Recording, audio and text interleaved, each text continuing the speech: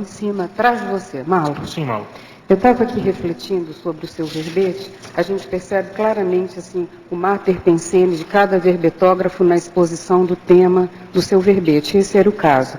Então eu estava refletindo sobre a não segmentação, porque você apresenta esse perfil de empreendedorismo evolutivo associado com autorreflexão profunda e na produtividade mental somática você se integra como cobaia principal.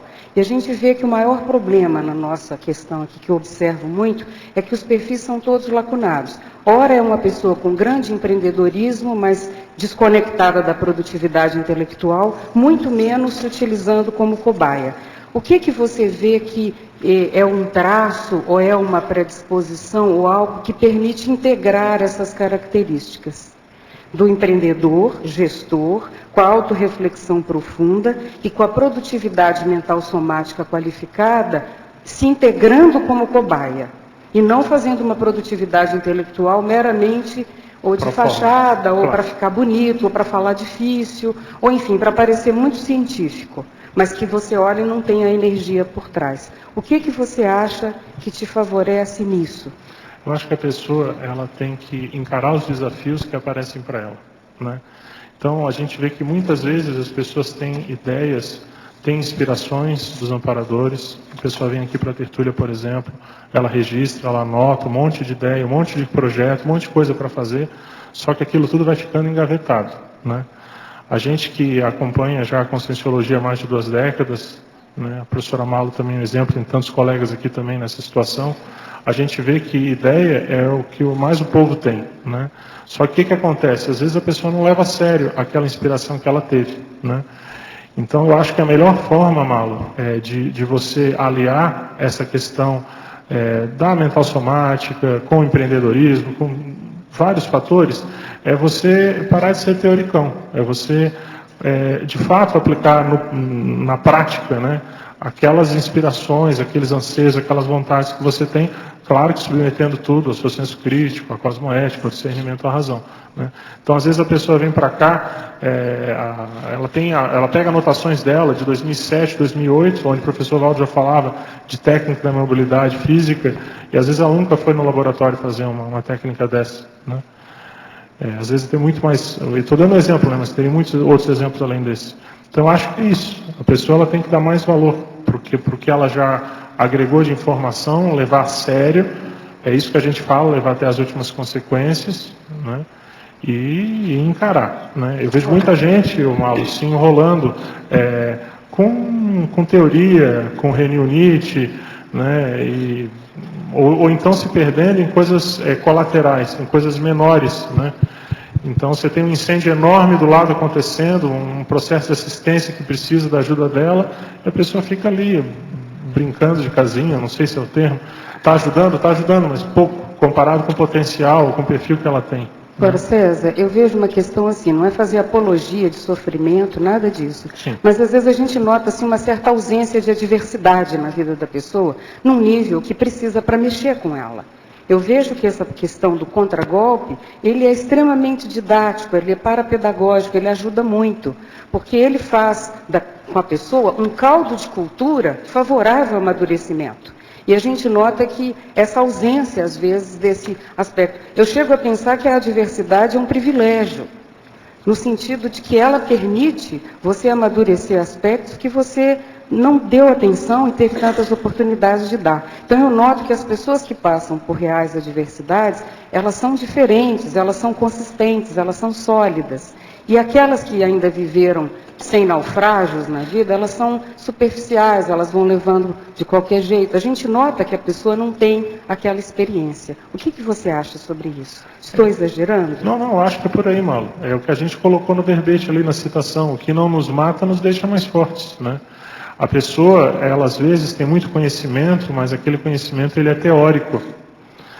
Só na hora do ácido teste da evolução, na hora que vem aquele teste mais ácido, mais difícil, que é a hora que, por exemplo, ela se depara com uma possibilidade de dessomar, quando ela de repente vê que tem uma doença incurável, sei lá, quando acontece um fato que mexe com a intraconsciencialidade dela, é nessa hora que ela vai ver então de fato se ela está preparada ou não, e a hora de botar em prática aquilo que ela aprendeu ou não, né?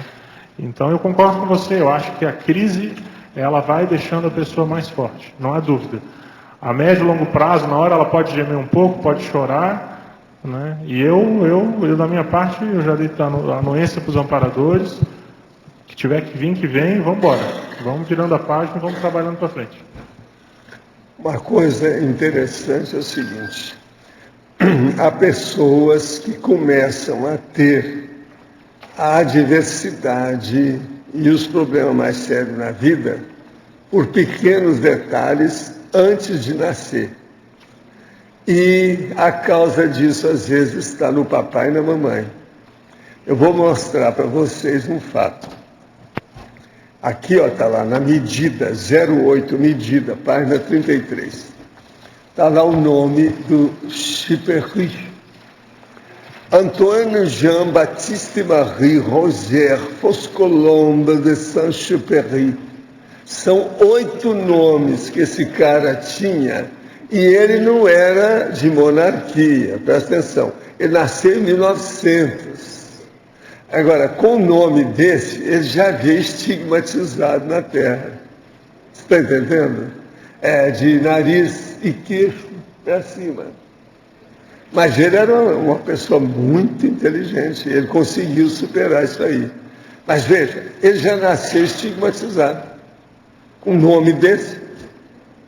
Você entende? Hoje está provado, e é muito difícil a gente expor e as pessoas aceitarem isso.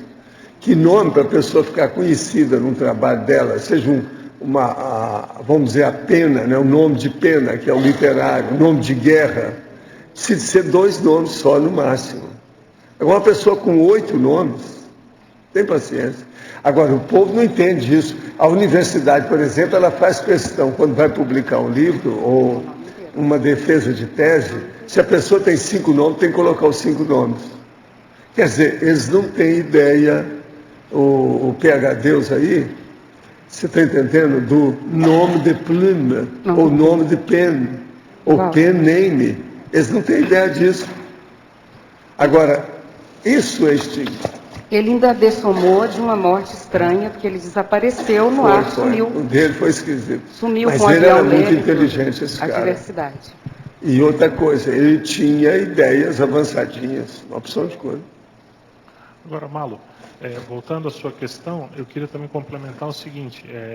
Acho que uma coisa muito séria é que a ninguém é dado uma determinada situação de crise que ela não possa resolver, né?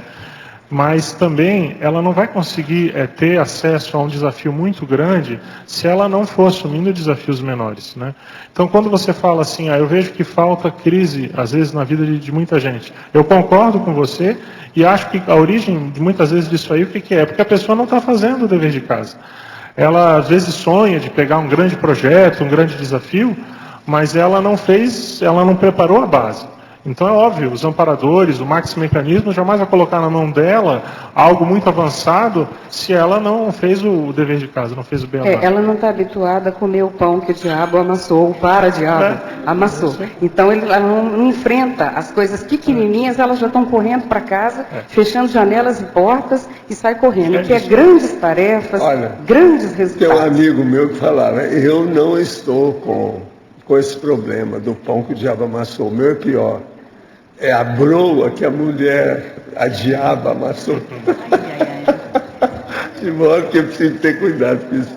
Eu acho, César, isso tudo que a Mauro está falando tem a ver aí na página 30, na patologia, a primeira, segunda, terceira, na 4ª linha, aonde começa a reversão do ato anticosmoético a favor da evolução. Você quis colocar nesse sentido de aproveitar essa oportunidade para isso? Sim. Fazer essa recomposição? Sim, a gente até inclusive já acabou de comentar esse tema, é isso mesmo. Agora, tem mais um dado para botar mais pimenta nesse molho, que é o seguinte, muitas vezes a pessoa, ela tem por mais que ela admita a multidimensionalidade e ela tente pensar do ponto de vista de várias vidas, o fato é que o referencial dela ainda é muito intrafísico, ainda é de uma vida só. Quando ela coloca, por exemplo, uma questão de múltiplas vidas nisso, constatado mesmo, através de retrocognições, experiências pessoais, dá uma encorpada nesse recheio, entende? A pessoa ela vai ter muita massa para refletir, para pensar. Eu acho que às vezes o que falta também é isso, né? É a pessoa analisar aquilo que eu falei aqui durante a tertúlia, analisar às vezes uma pequena fissura que ela tem, mas do ponto de vista pluriexistencial a fundo, né? Porque se ela for parar para pensar, se ela acha tão pequenininho aquilo ali, se fosse tão fácil, ela já tinha corrigido, né? Se ela não corrigiu até agora, é porque aquilo já está acompanhando dela há muito tempo, né? Então aí ela vai buscar a origem daquilo ali para trás. E se ela começa a puxar o fio da meada, a retrocognição é algo interessante, né? Você começa a puxar um fio de meada e daqui a pouco começa a vir toda uma história, um desenrolar, e parece que quanto mais você afunda, é balar de caranguejo.